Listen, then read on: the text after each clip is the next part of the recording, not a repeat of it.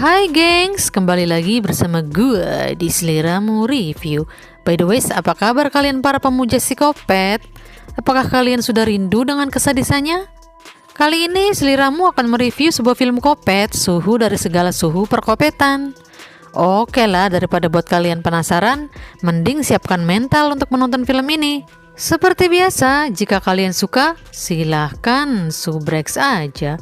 Biar kalian tidak ketinggalan video menarik lainnya dari Seliramu yang channelnya selalu membahas film-film keren dan mengerikan dan yang pasti tidak abal-abal. 13 Juni 1980 di sebuah hutan diperlihatkannya seorang gadis yang berlari dikejar seorang wanita paruh baya. Wanita itu murka lantaran semua pengunjung perkemahan itu membiarkan anaknya yang bernama Jason tenggelam. Wanita itu akan menyerang si gadis, namun tiba-tiba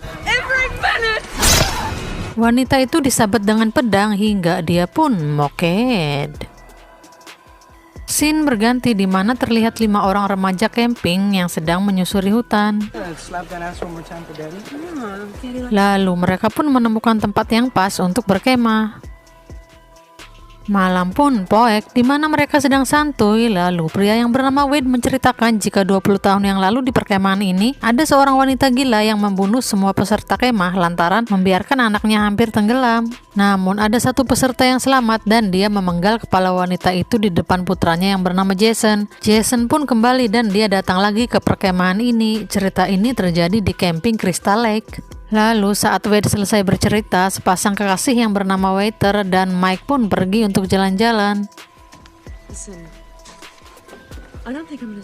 Sesampainya di jalan, Whitney bilang jika dia tidak merasa enak karena meninggalkan ibunya yang sedang sakit. Namun Mike mengatakan jika ibunya justru menyuruh Mike untuk mengajak Whitney.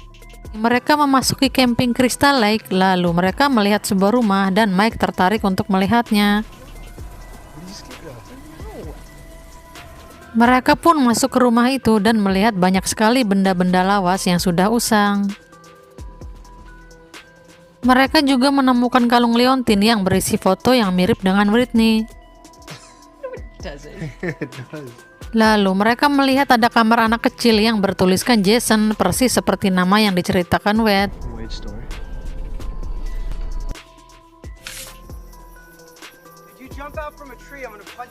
Di tengah hutan, dia melihat pohon ganja, namun tiba-tiba dia kaget karena melihat potongan kuping beserta handsfree-nya tergantung di ganja itu. Dan dia pun mendapati Wade yang sudah moked. Stephen pun ngabret seedan-edannya, lalu kakinya terjebak dalam besi capit hingga robek. Sementara Julie terpanggang dalam keadaan tergantung hingga Julie pun modar. Kembali kepada Whitney dan Mike yang sedang kekerutukan, lalu mereka melihat sesuatu yang aneh dan tiba-tiba mereka menemukan kepala orang. Terdengar suara orang yang datang, lalu Mike mengintipnya. Namun tiba-tiba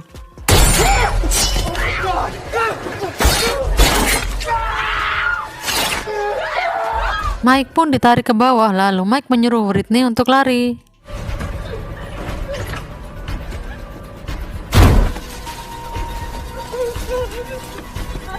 Saat tiba di camp, Whitney melihat Stephen dengan kaki yang terjepit besi dan juga Julie yang sudah mati terbakar. Whitney mencoba menolong Stephen, namun tiba-tiba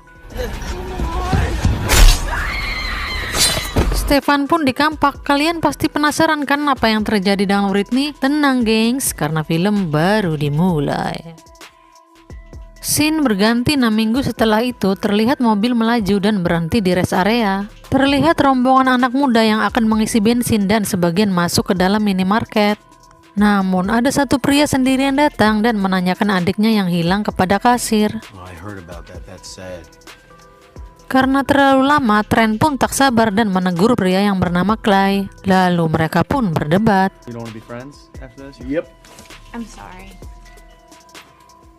Selang beberapa lama, pria yang bernama Clay menempelkan brosur orang hilang kepada mobil mereka. Scene berganti di mana rombongan tadi sampai di sebuah villa milik salah satu dari mereka. Lalu Trent melepas tempelan orang hilang tadi dan mereka pun memasuki villa.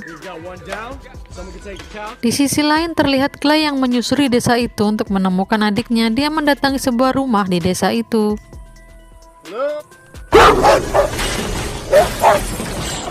Pemiliknya pun keluar dan Clay memperlihatkan foto Britton kalau adiknya itu hilang. Namun sang nenek mengatakan jika dia tidak hilang, namun sudah mati.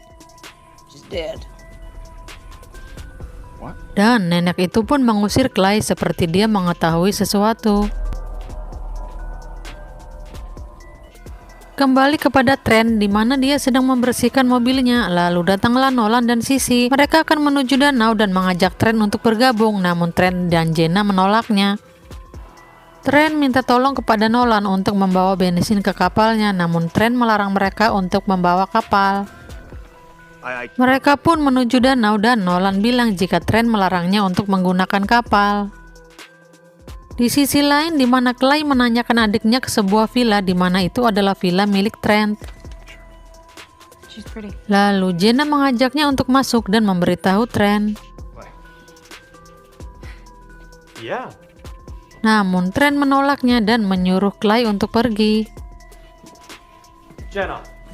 Jenna, come on, where are you going? Jenna menawarkan diri untuk membantu mencari adiknya dan Clay pun menyetujuinya. Clay dan Jenna memasuki kawasan camping Crystal Lake, lalu hari pun semakin petang. Clay bilang jika dia akan pulang setelah memeriksa rumah itu.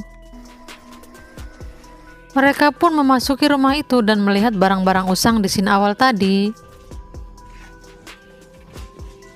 Karena tidak menemukan apa-apa, mereka pun pergi. Saat mereka akan pulang, mereka pun melihat seseorang menggendong mayat dan mereka pun bersembunyi.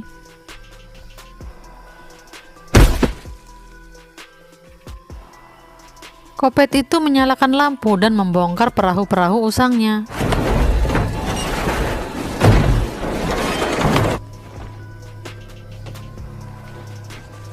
Kopet itu membawa mayat ke dalam dan Jenna mengajak pergi untuk memberitahu teman-temannya di villa. Mereka ngabret seedan-edannya, lalu Clay menyandung tali yang terhubung dalam ruang bawah tanah yang terdapat Whitney di dalamnya. Whitney disekap dan dia berteriak minta tolong. Kopet pun masuk dan melempar tas buruannya, lalu Whitney menemukan brosur dirinya di tas itu. Kopet itu mendatangi Whitney lalu melihat sebuah liontin dan Kopet pun pergi. Kembali kepada rombongan itu di mana mereka sedang berpesta dengan si Sekso yang sedang berdansa. Lalu Stevie pun menggoda Trent dan mengajaknya mantap-mantap. Karena puyeng, Sewi pun jalan-jalan keluar dan memasuki sebuah gudang. Di sisi lain, Mike yang sedang santuy, lalu tiba-tiba Jenna memasuki villa dan ketakutan. Jenna mengatakan jika ada orang membawa mayat di luar sana, sementara Clay menelpon polisi. Kembali kepada Sewi di mana dia sedang kekerutukan, lalu saat bermain tongkat dia tidak sengaja memukul lampu.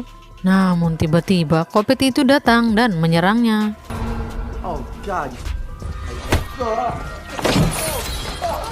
Kopet itu pun menusuk lehernya hingga Sewi pun moket. Lampu villa mati, Trent dan Stevie pun keluar, lalu Trent mengusir Clay. Clay bilang jika ada psikopat di luar sana, lalu Jenna pun menenangkan Trent. Terlihat Joe yang mengambil wajan dan dia akan mencari Sewi. Joey!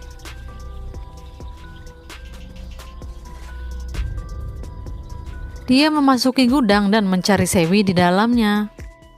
Lalu mayat Sewi muncul dan Kopet langsung menyerangnya. Joe berhasil lolos dan dia ngabret seedan-edannya. Namun Kopet itu melemparnya dengan kapak dan Joe pun terkapar.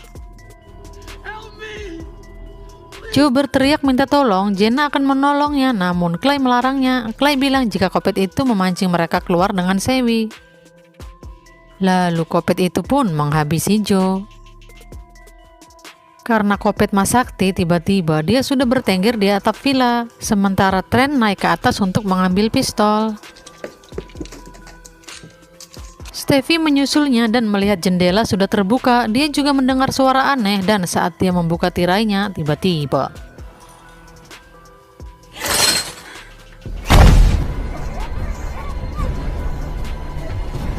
Stevie pun moket. Terlihat mobil polisi yang datang, lalu polisi itu pun segera menghampiri ke villa. Namun saat polisi itu akan mengetuk pintu, Kopet datang dan membunuhnya. Lalu Trent dan Clay pun melihat polisi sudah mati mengenaskan. Mereka semua pergi keluar dan memasuki mobil, namun mayat Stevie dilempar dari atas dan memecahkan kaca mobil. Lalu mereka pun ngabret seedan-edannya. Sampai di sisi jalan, Trent memberhentikan mobil dan mobil itu pun berhenti. Saat akan naik, Kopet itu datang dan menyerangnya.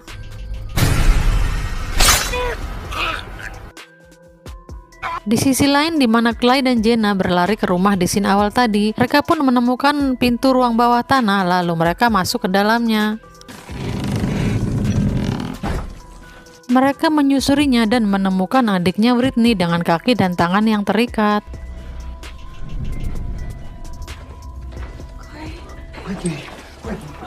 Lalu Clay pun menolongnya dan membawa kabur Whitney. Namun tiba-tiba si Kopet datang dan mendapati Whitney sudah hilang dari tempatnya. Clay, Whitney, dan Jenna pun mencoba melarikan diri dari lorong, namun saat Jenna akan masuk, Kopet itu menariknya dan membunuhnya. Clay dan Whitney mencari jalan lain, lalu Clay keluar duluan. Saat hendak menarik Whitney, Kopet itu pun datang dan menyerang Clay.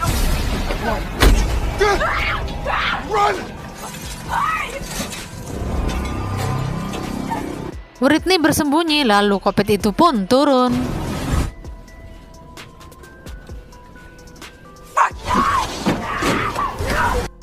Lalu Whitney pun lolos.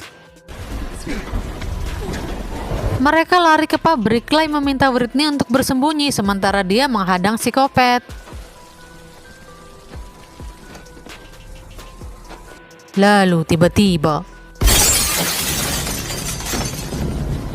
Kopet itu datang dan memecahkan kaca. Clay pun menampolnya dengan kapak. Mereka beradu gelut dan Kopet mendorong Clay ke mesin penggiling. Jason. Namun Whitney memanggil nama Jason dan menunjukkan kalung. Whitney mengambil parang, lalu Kopet pun moket. Mereka menuju ke sebuah danau lalu membuang Kopet itu ke sana.